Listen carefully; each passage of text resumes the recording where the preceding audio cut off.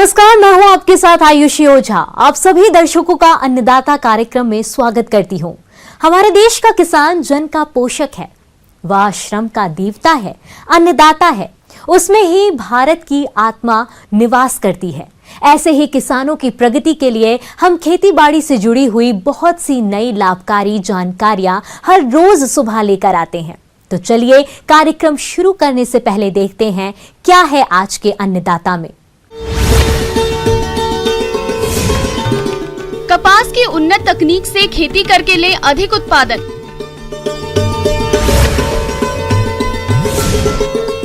मृदा परीक्षण किट से किसान घर पर ही कर सकेंगे मिट्टी की जांच।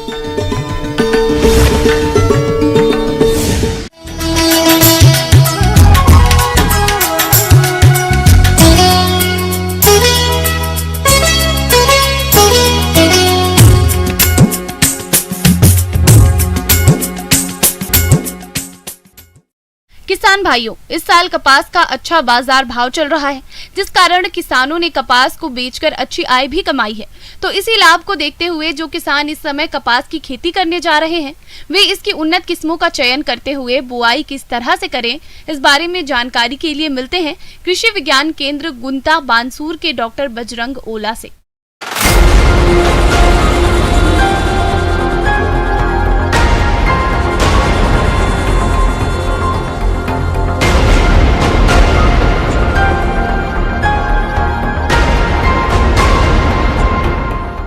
इसमें जो किसान भाई कपास लगाना चाह रहे हैं, उनकी जो उन्नत किस्में हैं उसके बारे में अपने चर्चा करेंगे, और जो इसकी उन्नत कौन कौन सी तकनीकी है, किस प्रकार से किसान भाई उनका उपयोग करके अच्छा उत्पादन ले सकता है, इसके बारे में चर्चा करेंगे।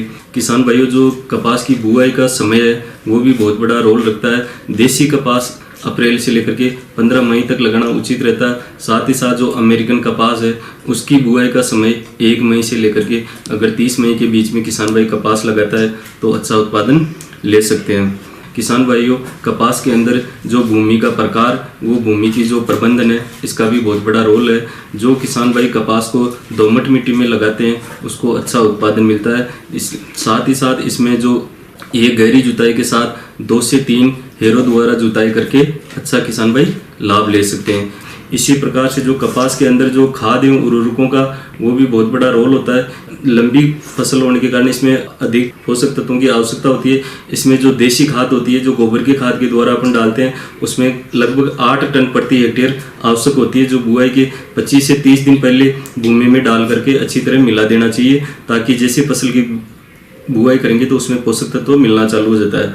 जो उर्वरकों के द्वारा अपन नाइट्रोजन, फास्फोरस, पोटास या जिंक देते हैं, उनका भी बहुत बड़ा रोल होता है। तो जो नाइट्रोजन है वो उन्नत किस्मों में 80 किलोग्राम प्रति हेक्टेयर देना चाहिए, तथा देसी कपास होती है उसमें 90 किलोग्राम प्रति हेक्टेयर आवश्यक होती है।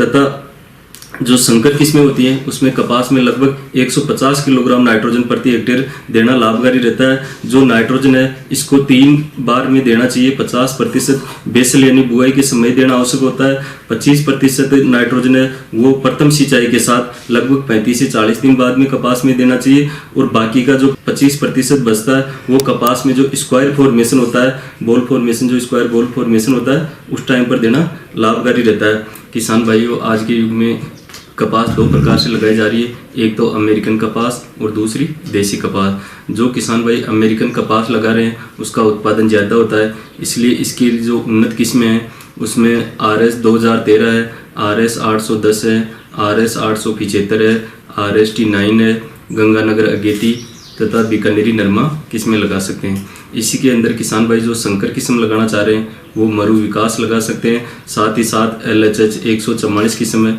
उसका भी उपयोग कर सकते हैं। और जो किसान भाई देसी कपास लगाते हैं वो RG 8 और RG 18 किस्म लगा सकते हैं। साथ ही साथ जो संकर किस्म है वो राज DH 9 किस्म का उपयोग कर सकते हैं। तो इस प्रकार से ये उन्नत किस्मों का उपयोग करके किसान भाई अच्छा उत्पादन ले सकते हैं। जो इसमें जो बीज दर है इसका भी बहुत बड़ा रोल होता है। अगर पौधों की संख्या और कतार से कतार की दूरी अच्छी रहती है तो उसके लिए जो बीज दर है वो भी ध्यान देना आवश्यक है। तो जो देसी कपास होती है उसके लिए तो किसान भाई 12 किलोग्राम प्रति हेक्टेयर के हिसाब से उपयोग कर सकते हैं। लेकिन जो अमेरिकन कपास होती है उसमें उन्नत जो किस्में होती है उसके लिए 16 किलोग्राम प्रति हेक्टेयर बीज की आवश्यकता होती है। साथ ही साथ जो संकर किस्में होती है उसमें 4 किलोग्राम बीज प्रति हेक्टेयर ही काफ़ी रहता है। तो इस प्रकार से बीज दर का भी किसान भाइयों को ध्यान रखना आवश्यक है। बीज उपचार। किसान भाइयों, कपास की फसल को कीट रोगों से बचाने का सबसे अच्छा उपाय है बीज उपचार, जो बहुत कम खर्च में आसानी से किया जा सकता है। इसके लिए ट्राइकोडर्मा 10 ग्राम प्रति किलो बीज की दर से उपचारित करें या रासायनिक फफूंदनाशी जैसे कार्बेंडाजिम 2 ग्राम या थीरम 3 ग्राम प्रति किलो बीज की दर से उपचारित करें। इसके अलावा कीटों से बचाव के लिए इमिडॉलकोप्रिड 5 मिलीलीटर प्रति किलो बीज की दर से उपचारित करके बुआई करना चाहिए। किसान भाइयों, कपास के अंदर जो बुआई का तरीका है उसका भी बहुत बड़ा रोल होता है। इसमें जो कतार से कतार की दूरी व पौधे से पौधे की दूरी भी बहुत महत्वपूर्ण है। तो किसान भाइयों, कपास के अंदर 67.5 सेंटीमीटर कतार से कतार की दूरी रखना आवश्यक है ताकि उसका अच्छा विकास हो सके, उसकी अच्छी बढ़वार हो सके। तथा पौधे से पौधे की दूरी उन्नत किस्मों के लिए 30 सेंटीमीटर चाहिए और जो संकर किस्में होती है उसमें पौधे से पौधे की दूरी 60 सेंटीमीटर रहनी चाहिए। इसी प्रकार से जो बीज की गहराई है वो 4 से 5 सेंटीमीटर रखने पे कपास का अच्छा अंकुरण होता है और अच्छा जर्मिनेशन होता है, तो उससे अच्छा उत्पादन लिया जा सकता है। खरपतवार नियंत्रण। पहली निराई गुड़ाई 15 से 20 दिनों के बाद करना चाहिए। इसके बाद 45 से 55 दिनों पर निराई गुड़ाई करके फसल को खरपतवारों से मुक्त रखें। इससे फसल की बढ़वार अच्छी होती है और पैदावार अधिक मिलती है। सिंचाई व्यवस्था। इसकी खेती में कम पानी की जरूरत पड़ती है। वैसे ड्रिप के माध्यम से समय समय पर आवश्यकता अनुसार सिंचाई करने पर पानी की बचत होने के साथ फसल की बढ़वार अच्छी होती है और पैदावार अधिक मिलती है। तो इस प्रकार से इन उन्नत तकनीकों को किसान भाई उपयोग करके अच्छा उत्पादन ले सकते हैं। धन्यवाद।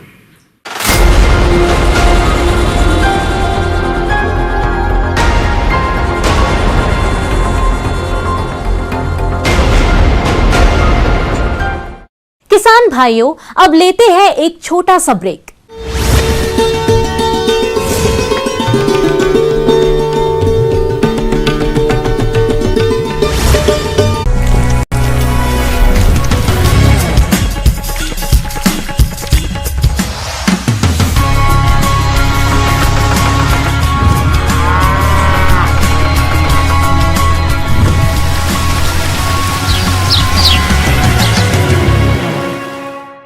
ब्रेक के बाद आप सभी दर्शकों का अन्नदाता में स्वागत है।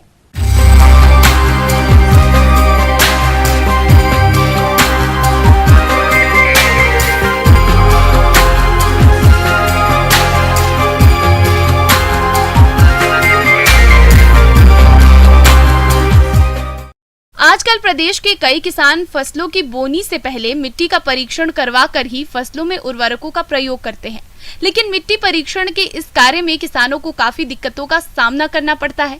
इसी बात को ध्यान में रखते हुए कृषि विशेषज्ञों ने हाल ही में सॉइल किट को बनाया है। तो ये किट किसानों के लिए कैसे उपयोगी है और ये किट किसानों को कहां से प्राप्त होगी, इन सभी बातों की जानकारी दे रहे हैं मृदा वैज्ञानिक डॉक्टर शशि भूषण कुमार।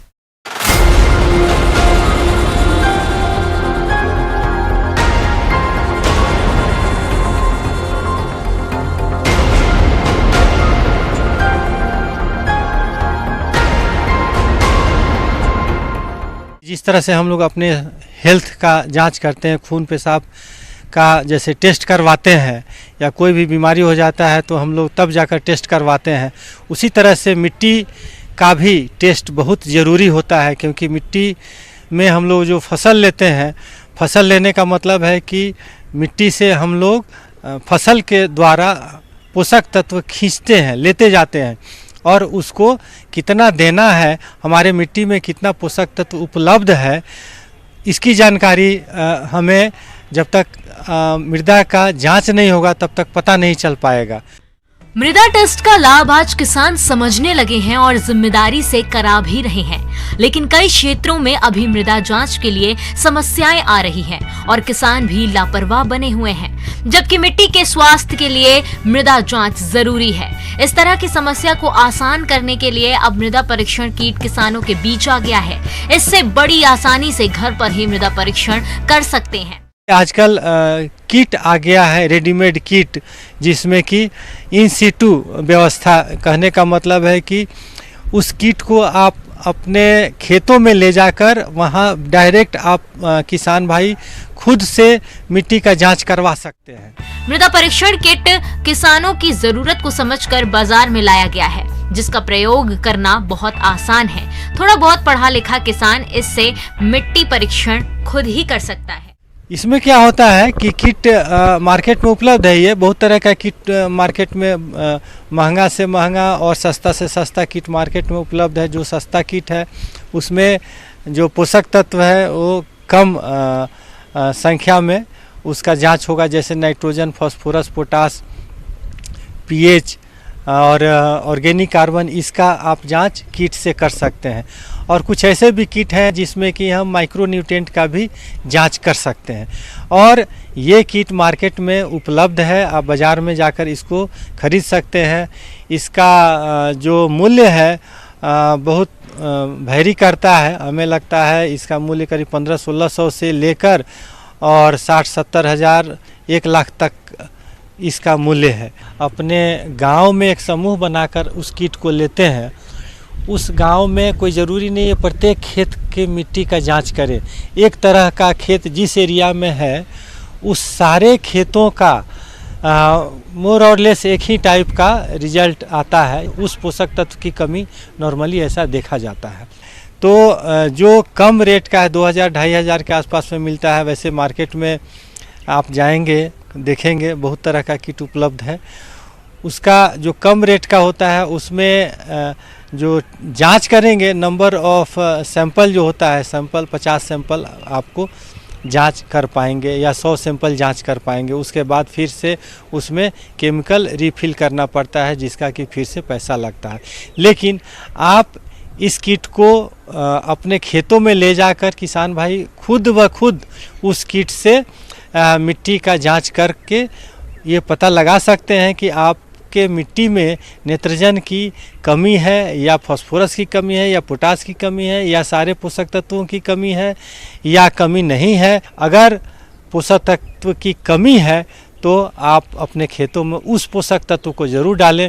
अम्लीय अगर है तो चूना का प्रयोग करना है, या बोरन की कमी है तो बोरेक्स डालना है।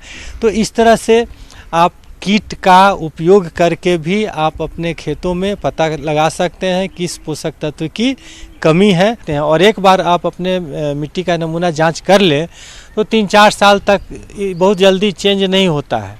कम से कम 3-4 साल आप का वही नेचर रहेगा, खेतों के जो पोषक तत्वों का जो नेचर है। तो 50 नमूना भी अगर एक किट से जांच करते हैं तो वो भी कम नहीं है। एक किट से 50 वाला किट से या 100 वाले किट से अगर एक ले लेते हैं तो आपको 4-5 साल तक वो काम करेगा। तो ये इस तरह से अगर समूह बनाकर करें तो काफ़ी सस्ता पड़ेगा। आगे और भी है खेती बाड़ी से जुड़ी हुई बहुत सी रोचक जानकारियां। यहाँ रुकेंगे एक और ब्रेक के लिए।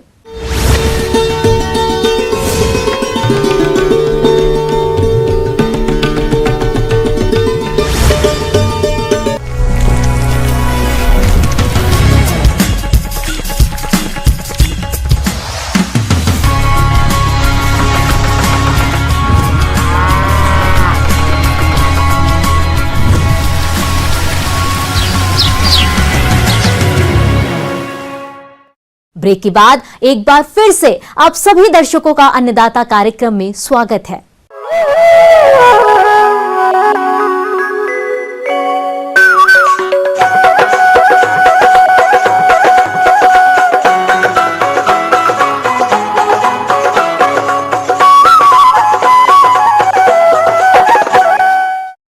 प्रदेश में तापमान धीरे धीरे बढ़ रहा है। ऐसे में खेतीबाड़ी के साथ साथ इससे जुड़े व्यवसायों पर भी इसका असर पड़ता है।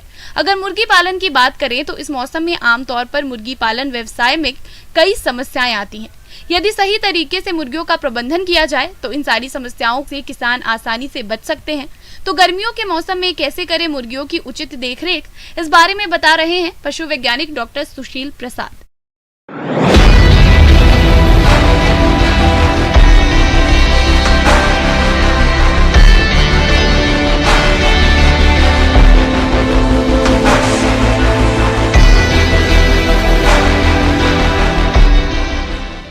किसान भाइयों, जो भी मुर्गी पालन से जुड़े हुए हैं, यानी कह सकते हैं कि मुर्गी पालक जो भी हैं, उन्हें खास करके मौसम के हिसाब से कुछ प्रबंधन में उन्हें परिवर्तन करने की आवश्यकता होती है। गर्मी बेजुबानों पर भी कहर ढा सकती है। गर्मी और लू की चपेट में आकर मुर्गियां उनके चूजे हीट स्ट्रोक का शिकार हो सकते हैं। इसके अलावा उनके शरीर में लगातार पानी की कमी होती जाती है। देखभाल के अभाव में चूजों और मुर्गियों की मौत हो जाती है। सर्वाधिक चूजे गर्मियों में ही मरते हैं। इसलिए मुर्गियों और चूजों को गर्मी के प्रकोप से बचाने के लिए मुर्गी पालकों को मौसम की अनुरूप देखरेख करनी चाहिए। जैसे कि अभी देखिए, चूजा आने पर आप जाड़े के दिन में ज़्यादा पावर के बल्ब लगाते होंगे और उसके बाद उसका ब्रूडिंग करते होंगे, लेकिन अब गर्मी आ गया तो आप कम पावर का बल्ब लगाएं अपने शेड के अंदर में, ताकि और उनका जब पंख निकल जाए तो वो बत्तियां बुझा दें। दिन के समय में खास तौर से बत्तियों की ज़रूरत, गर्मी की ज़रूरत नहीं होगी, तो उस तरह का आप व्यवस्था रखें। दूसरी बात है कि आपने जो घर बनाया है मुर्गियों का रहने के लिए, उसका हवादार होना बहुत ही ज़रूरी है।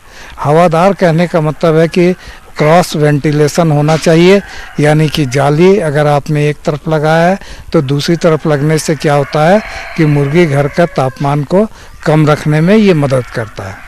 खास तौर से मई जून के महीने में आप देखेंगे कि लू चलने लगता है, गर्म हवाएं चलती है, तो गर्म हवाओं से प्रकोप से बचाने के लिए जो जाली आपने हवा के लिए लगाया है, उसके ऊपर में जो बोरा होता है ना, बोरा या चट्टी जिसको कहते हैं, उसे आप इसको लगा दें और उसमें पानी का छिड़काव करें।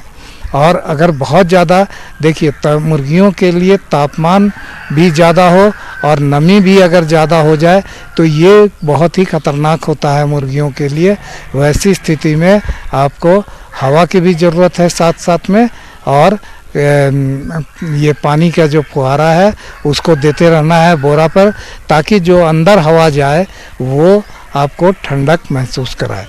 तो इन बातों का आप प्रबंधन में ज़रूर ध्यान रखें। अगर बहुत ज़्यादा गर्म जगह है तो आप मुर्गी घर के अंदर में पंखा की व्यवस्था कर सकते हैं।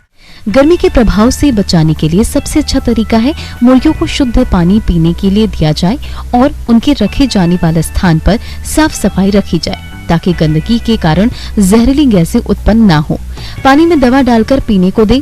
जिन स्थानों पर चूजों को रखा जाता है उसके आसपास जूट की बोरियों को गीला करके बांधा जाए, ताकि गर्म हवा का असर न पड़े। मुर्गी 1 किलो दाना खाने पर 2 से 3 लीटर पानी पीती है। गर्मियों में पानी का पीना 2 गुना हो जाता है, इसलिए पानी की समुचित व्यवस्था करें। साथ ही आप ग्लूकोज का भी प्रयोग कर सकते हैं। प्रत्येक 100 चूजों के लिए कम से कम 3 पानी और 3 दाने के बर्तन होने बहुत ही आवश्यक हैं। अब ये भोजन संबंधी अगर बात करते हैं तो भोजन में आप इस चीज़ का ध्यान रखिए कि इस समय भोजन की व्यवस्था जो मुर्गियों को दाना देते हैं वो बिल्कुल सुबह में दीजिए और शाम के समय में दीजिए। बीच दोपहर में दाना देने से क्या होता है कि शरीर के अंदर में भी ऊर्जा उत्पन्न होने से एक तो बाहर का तापमान है, साथ में मुर्गियों के शरीर के अंदर का तापमान भी अगर ज़्यादा होगा तो ये व्यवस्था के लिए आप सुबह और शाम में दाना दें, तो इससे आपको मुर्गियों को ठंडक मिलेगी। दूसरा है कि पानी का व्यवस्था लेकिन हमेशा रखना है और पानी को बदलते रहें। एक चूजे के लिए 0 से 8 सप्ताह की आयु तक स्टार्टर आहार, 8 से 20 सप्ताह की आयु तक ग्रोवर आहार और बाद में लेयर या फिनिशर दाना देना चाहिए, क्योंकि उम्र के आधार पर मुर्गी के शरीर को विभिन्न पोषक तत्व जैसे प्रोटीन, वसा के लिए मिनरल्स और विटामिन की आवश्यकता अलग होती है। इस प्रकार दाना बाजार में आसानी से उपलब्ध है। साथ ही इसे आप घर पर भी बनाकर दे सकते हैं और इसके अलावा बीमारियों से बचाव के लिए समय से मुर्गियों का टीकाकरण कराएं। इन सभी बातों का आप गर्मियों के दिनों में खास तौर से मुर्गी पालक जो भी भाई हैं वो इस चीज़ का ध्यान रखें।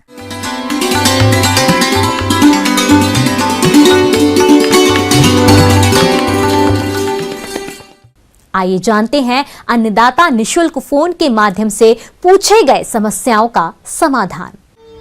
आज की अन्नदाता हेल्पलाइन में हमने जिस प्रश्न को शामिल किया है उसे पूछा है ग्राम अमरपुरा, जिला कोटा के महावीर प्रसाद ने। आपने कद्दू वर्गीय सब्जियों में कीट नियंत्रण के बारे में जानकारी चाहिए है, तो इसके लिए देखिए कार्यक्रम का यह अंश।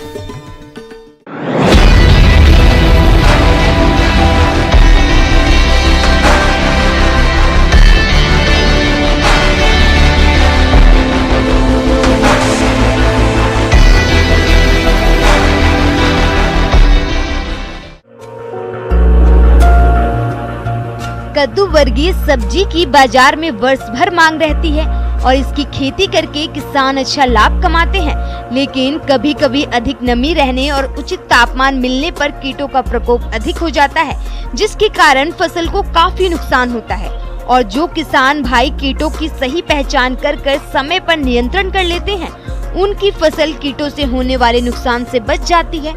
वैसे कद्दू वर्गीय सब्जी फसलों में कई तरह के कीटों का प्रकोप होता है, जिसमें एक प्रमुख कीट है कद्दू की लाल भृंग कीट। ये चमकीले लाल रंग का कीट पौधे की पत्तियों को विशेष करके प्रभावित अवस्था में खाकर छलनी जैसा जाली बना देता है। ग्रसित पत्तियां फट जाती हैं और पौधे की बढ़वार रुक जाती है।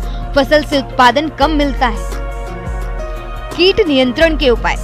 इस कीट के द्वारा होने वाले नुकसान से बचने के लिए फसल में नीम निर्मित दवा 5 मिलीलीटर प्रति लीटर पानी की दर से घोल का छिड़काव करते रहना चाहिए। इसके अलावा खेत में निराई गुड़ाई करके फसल को खरपतवारों से मुक्त रखें। फल मक्खी कीट। ये कद्दू वर्गीय सब्जी फसलों में फल पर आक्रमण करने वाला कीट है। इसके मैगट छोटे से लेकर बड़े फलों में अधिक नुकसान करते हैं। इसके कारण फल सड़ जाता है। इसके वयस्क नर मक्खियों की संख्या पर नियंत्रण करके प्रकोप को कम किया जा सकता है। नियंत्रण के उपाय। इसके नियंत्रण के लिए रात के समय में खेत में प्रकाश पाश लगाएं और नर वयस्क कीटों को फोरमीन ट्रैप लगाकर नियंत्रण कर सकते हैं। इसके अलावा फल मक्खी कीट से ग्रसित फलों को एकत्रित करके नष्ट कर देना चाहिए। फल मक्खी कीट की निगरानी के लिए फसल में मिथाइल यूजिनॉल ट्रैप लगाएं। फल मक्खी के प्रकोप को रोकने के लिए मेलाथियोन 50 EC 2 मिलीलीटर प्रति लीटर पानी में मिलाकर छिड़काव करें। अगर फल मक्खी का प्रकोप लगातार हो रहा हो तो 10 दिन के अंतराल पर दोबारा छिड़काव दोहराएं। किसान भाइयों, इस बात का ध्यान रखें कि दवा का छिड़काव फल तुराई के बाद करें और दवा का छिड़काव के 1 सप्ताह बाद सब्जियों की तुराई करें। इस प्रकार से किसान भाई फसल को कीटों से होने वाले नुकसान से बचाकर अच्छा उपज लेकर अच्छा मुनाफा कमा सकते हैं।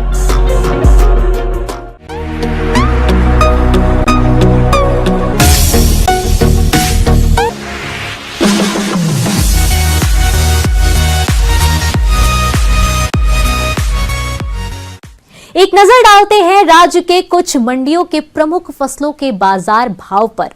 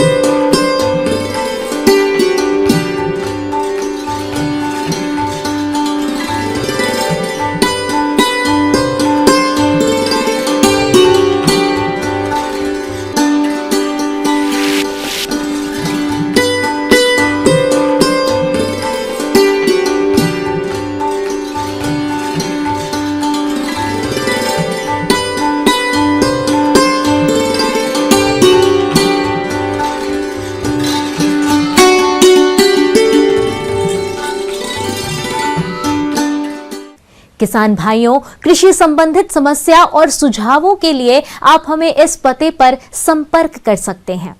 प्रोड्यूसर अन्नदाता, news 18 Rajasthan, Ramoji film city, Hyderabad 501512। साथ ही आप हमें ईमेल भी कर सकते हैं। हमारा ईमेल है p18annadatharajasthan@nw18.com।